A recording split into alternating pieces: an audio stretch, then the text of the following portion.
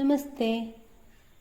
ಈ ಕಡುಬನ್ನು ಭೂಮಿ ಪೂಜೆ ಹಾಗೂ ನರಕ ಚತುರ್ದಶಿಯಲ್ಲಿ ಮಾಡ್ತಾರೆ. ಹಾಗಾಗಿ ಇದನ್ನು ಮಲೆನಾಡು ಕಡೆ ಮಾಡ್ತಾರೆ. ಕೆಲವರಿಗೆ ಇದು ಮಾಡೋದು ತುಂಬ ಕಷ್ಟ ಅಂತ ಮಾಡಲಿಕ್ಕೆ ಹೋಗಲ್ಲ. ಅದು ಅಂದರೆ ಸರಿಯಾಗಿ ಬೇಯಲ್ಲ. ಹಾಗೆಯೇ ಮತ್ತು ಅದರ ಮಾಡುವ ರೆಸಿಪಿಗಳು ತುಂಬ ಕಷ್ಟ ಅಂತ ಮಾಡಲ್ಲ. ಆದ್ದರಿಂದ ಇದನ್ನು ಸುಲಭವಾಗಿ ಯಾವ ರೀತಿ ಮಾಡ್ಬೋದು ಅಂತ ನಾನು ಹೇಳ್ತೀನಿ. ಇನ್ನು ನನ್ನ ಚಾನಲ್ಗೆ ಸಬ್ಸ್ಕ್ರೈಬ್ ಮಾಡದೆ ನೋಡ್ತಾ ಇದ್ದರೆ ಸಬ್ಸ್ಕ್ರೈಬ್ ಮಾಡಿಕೊಂಡು ಬೆಲ್ ಬಟನ್ ಪ್ರೆಸ್ ಮಾಡಿ ಆಲ್ ಅಂತ ಸೆಲೆಕ್ಟ್ ಮಾಡಿಕೊಂಡ್ರೆ ನಾನು ಹಾಕೋ ಎಲ್ಲ ವಿಡಿಯೋ ನೋಟಿಫಿಕೇಷನ್ನು ನಿಮಗೆ ಮೊದಲು ತಲುಪುತ್ತೆ. ನಾನಿಲ್ಲಿ ಸೋರೆಕಾಯನ್ನು ತೊಗೊಂಡಿದ್ದೀನಿ. ಸೋರೆಕಾಯನ್ನು ಚಿಕ್ಕದಾಗಿ ಕಟ್ ಮಾಡಿ ಇಟ್ಕೊಂಡಿದ್ದೀನಿ. ಹಾಗೆಯೇ ಅಕ್ಕಿಯನ್ನು 2 ಗಂಟೆ ಕಾಲ ನೆನೆಸಿ ಕ್ಲೀನಾಗಿ ತೊಳೆದು ತೊಗೊಂಡಿದ್ದೀನಿ.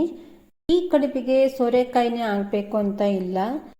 ಸೌತೆಕಾಯಿ, ಮಗೆ ಸೌತೆಕಾಯಿ, ಹಾಗೆಯೇ ಗೋವೆಕಾಯಿ ಅಂದರೆ ಚೀನಿಕಾಯಿ ಎಲ್ಲದರಿಂದನೂ ಈ ಕಡುಬನ್ನು ಮಾಡಬಹುದು. ತುಂಬ ಟೇಸ್ಟಿಯಾಗಿರುತ್ತೆ. ಇದಕ್ಕೆ ಸಕ್ಕರೆ ಹಾಗೂ ಎಣ್ಣೆಯನ್ನು ಬಳಸದೇ ಇರೋದ್ರಿಂದ ಆರೋಗ್ಯಕ್ಕೂ ತುಂಬ ಒಳ್ಳೆಯದು. ಒಂದು ದಪ್ಪ ಪಾತ್ರೆಯಲ್ಲಿ ಕಟ್ ಮಾಡಿದಂಥ ಪೀಸಸನ್ನು ಹಾಕಿ ಒಲೆಯ ಮೇಲೆ ಇಟ್ಟಿದ್ದೀನಿ. ನೀರು ಹಾಕದೇನೆ ಇಡಬೇಕು. ಅದಕ್ಕೆ ಬೆಲ್ಲವನ್ನು ಹಾಕಬೇಕು. ಅಂದರೆ ನಾನಿಲ್ಲಿ ಸರಿಯಾದ ಅಳತೆಯಲ್ಲಿ ಹೇಳ್ತಾ ಇದ್ದೀನಿ. 1.5 ಕಿಲೋ ಅಷ್ಟು ಪೀಸಸ್ ಇದೆ. ಅದಕ್ಕೆ 1 ಕಿಲೋ ಅಷ್ಟು ನಾನು ಬೆಲ್ಲವನ್ನು ತಗೋತೀನಿ. 3/4 ಕಿಲೋ ಅಷ್ಟು ಅಕ್ಕಿಯನ್ನು ತಗೊಂಡಿದ್ದೀನಿ. ಅಂದರೆ ಇದು ಕರೆಕ್ಟ್ ಸ್ವೀಟ್ ಸರಿಯಾಗತ್ತೆ. ಈ ರೀತಿಯಾಗಿ ಮಾಡಬೇಕು. ನೀರು ಹಾಕದೇನೆ ಬೆಲ್ಲವನ್ನು ಹಾಕಿ ಸರಿಯಾಗಿ ಮಿಕ್ಸನ್ನು ಮಾಡಬೇಕು. ರುಚಿಗೆ ತಕ್ಕಷ್ಟು ಉಪ್ಪನ್ನು ಹಾಕ್ತೀನಿ. 1 ಸ್ಪೂನ್ ಉಪ್ಪು ಬೇಕಾಗತ್ತೆ. ಅಕ್ಕಿ ಎಲ್ಲ ಇರೋದ್ರಿಂದ 1 ಸ್ಪೂನ್ ಉಪ್ಪು ಹಾಕಿದ್ರೆ ತುಂಬ ಟೇಸ್ಟಿಯಾಗಿರುತ್ತೆ. ಉಪ್ಪು ಕಡಿಮೆ ಆದರೂ ಅಷ್ಟು ರುಚಿ ಬರಲ್ಲ. ಹೀಗೆ ಚೆನ್ನಾಗಿ ನೀರಾಗಿದೆ. ಯಾವುದೇ ಅಕ್ಕಿಯನ್ನು ತಗೋಬೋದು. ದೋಸೆ ಅಕ್ಕಿ ತುಂಬ ಚೆನ್ನಾಗುತ್ತೆ.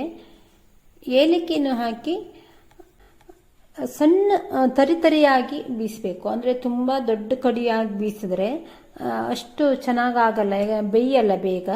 ಸ್ವೀಟಿನ ಜೊತೆ ಅಷ್ಟು ಬೇಯಲ್ಲ. ಆದ್ದರಿಂದ ಚಿರೋಟಿ ರವೆ ಟೈಪಲ್ಲಿ ನಾವು ಅದನ್ನು ಬೀಸ್ಕೋಬೇಕಾಗತ್ತೆ. ಆ ರೀತಿಯಾಗಿ ಬೀಸ್ಕೊಂಡ್ರೆ ತುಂಬ ಚೆನ್ನಾಗತ್ತೆ. ದಪ್ಪವಾಗಿ ಬೀಸಬೇಕು. ಈ ರೀತಿ ಇಷ್ಟು ಗಟ್ಟಿಯಾಗಿ ಬೀಸಬೇಕು. ತುಂಬ ತೆಳುವಾಗಿ ಬೀಸಿದಾಗ ಕಡುಬು ಚೆನ್ನಾಗಿ ಬರಲ್ಲ. 1 ಬೌಲ್ ತೆಂಗಿನ ತುರಿಯನ್ನು ಹಾಕ್ತೀನಿ. ಎಲ್ಲವನ್ನು ಮಿಕ್ಸ್ ಮಾಡಿ ಚೆನ್ನಾಗಿ ಕಾಯಿಸ್ಬೇಕು.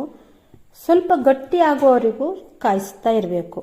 ತಳ ಹಿಡಿದೋದ ರೀತಿಯಲ್ಲಿ ಕಾಯಿಸ್ಬೇಕು. ಅದಕ್ಕಾಗಿ ನಾವು ದಪ್ಪ ಪಾತ್ರೆಯನ್ನೇ ತಗೋಬೇಕಾಗತ್ತೆ.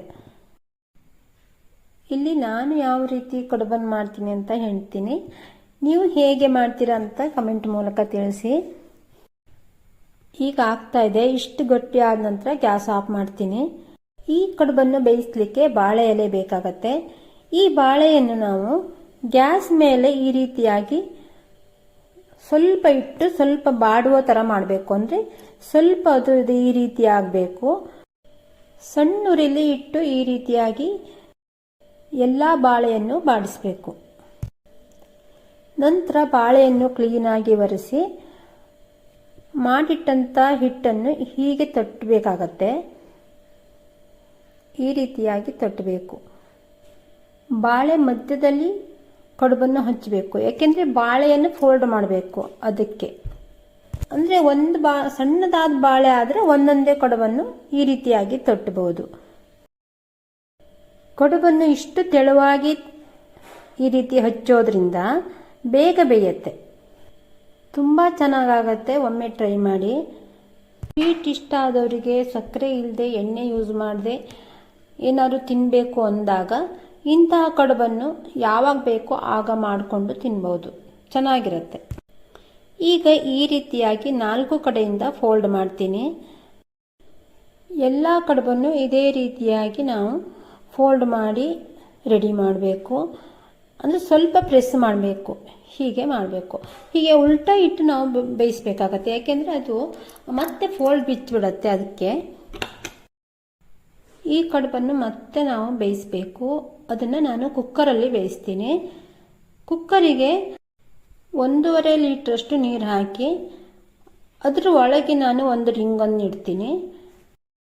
ರಿಂಗಿನ ಮೇಲೆ ನಾವು ಹಿಟ್ಟನ್ನೆಲ್ಲ ಸಾಣಿಸ್ತೀವಲ್ಲ ಆ ಜರಡಿಯನ್ನು ಇಡ್ತೀನಿ.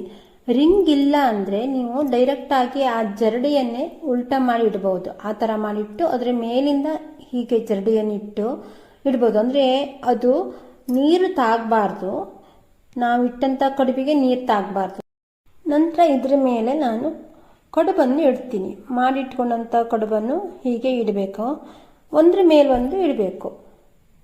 ಒಮ್ಮೆ ಈ ರೀತಿ ವ್ಯವಸ್ಥೆ ಇಲ್ಲ ಅಂದರೆ ಇಡ್ಲಿಯನ್ನು ಬೇಯಿಸುವ ಪಾತ್ರೆ ಇರುತ್ತಲ್ಲ, ಅದರಲ್ಲಾದರೂ ಇಟ್ಟು ಬೇಯಿಸ್ಬೋದು. ಯಾವುದೇ ಕಡುಬನ್ನು ಬೇಯಿಸಬೇಕಾದ್ರೂ ಸ್ವಲ್ಪ ನೀರನ್ನು ಜಾಸ್ತಿ ಹಾಕಬೇಕು ತಳದಲ್ಲಿ. ಕಡುಬಿಗೆ ನೀರು ತಾಗದೋದ ರೀತಿಯಲ್ಲಿ ನಾವು ಕಡುಬನ್ನು ಇಡಬೇಕು. ಕುಕ್ಕರನ್ನು ಕ್ಲೋಸ್ ಮಾಡಿ ವಿಷಲ್ ಹಾಕ್ತೀನಿ. ಅದು 5 ವಿಷಲ್ ಹಾಕುವವರೆಗೂ ಹಾಗೆ ಇಡ್ತೀನಿ. 5 ವಿಷಲ್ ಹಾಕಿದ ನಂತರನೂ ಏನಾದರೂ ಬೆಂದಿಲ್ಲ ಅಥವಾ ಏನಾದರೂ ಡೌಟ್ ಇದ್ದರೆ ಸಣ್ಣ ಉರಿಲಿ ಹಾಗೆ ಇಡಬೇಕು.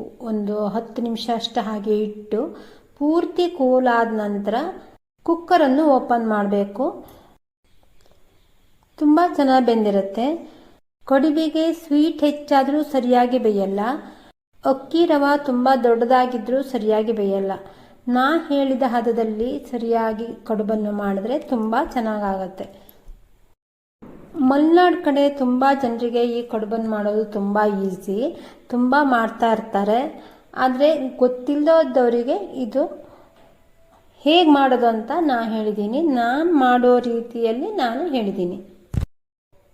ಇದಕ್ಕೆ ಹೆಚ್ಚಾಗಿ ತುಪ್ಪವನ್ನು ಹಾಕ್ಕೊಂಡು ತಿಂತಾರೆ, ತುಂಬ ಟೇಸ್ಟಿಯಾಗಿರುತ್ತೆ. ನನ್ನ ಹಿಂದಿನ ವಿಡಿಯೋದಲ್ಲಿ ಕೆಲವು ಗಾರ್ಡನಿಂಗ್ ವಿಡಿಯೋಸ್ ಮತ್ತು ಅಡುಗೆ ರೆಸಿಪಿಯನ್ನು ಹಾಕಿದ್ದೀನಿ. ಯಾರಾದರೂ ನೋಡಿಲ್ಲ ಅಂದರೆ ನೋಡಿ. ನಮ್ಮ ಮನೆಯ ಗಾರ್ಡನಲ್ಲಿ ಯಾವ್ಯಾವ ರೀತಿ ಹೂಗಳಿದೆ, ಏನೆಲ್ಲ ಗಿಡಗಳಿದೆ ಎಲ್ಲವನ್ನು ನಾನು ತಿಳಿಸಿದ್ದೆ. ಇನ್ನೂ ಒಂದು ವಿಡಿಯೋ ಇದೆ, ಅಂದರೆ ಇನ್ನೊಂದು ಹೂವಿನ ಬಗ್ಗೆ, ಕೆಲವು ಹೂವಿನ ಬಗ್ಗೆ ನಾನು ಹಾಕಿಲ್ಲ, ಮುಂದೆ ಹಾಕ್ತೀನಿ. ಯಾರಾದರೂ ನೋಡಿಲ್ಲ ಅಂದರೆ ನೋಡಿ. ಲೈಕ್, ಶೇರ್, ಕಮೆಂಟ್ ಮಾಡಿ. ಈ ವಿಡಿಯೋವನ್ನು ಪೂರ್ತಿಯಾಗಿ ನೋಡಿದ್ದಕ್ಕೆ ಧನ್ಯವಾದಗಳು.